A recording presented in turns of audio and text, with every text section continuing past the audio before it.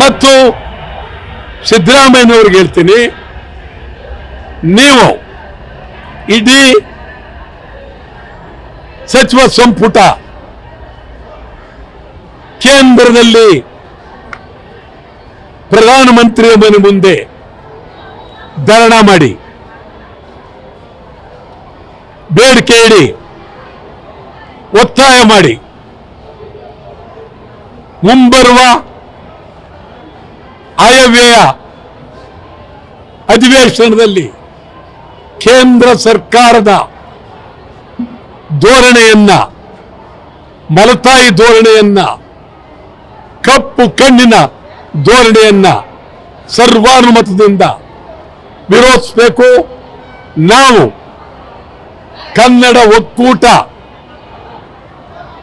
ನಾಳೆ ಸಭೆ ಸೇರ್ತಾ ಇದ್ದೇವೆ 12 ಗಂಟೆಗೆ. ಅಲ್ಲಿಂದ ನಾವು ಹುಬ್ಬಳ್ಳಿ ಧಾರವಾಡಕ್ಕೆ ಹೋಗ್ತೀವಿ. ಅಲ್ಲಿ ಮಾಧ್ಯಮದವರನ್ನು ಭೇಟಿ ಮಾಡ್ತೀವಿ.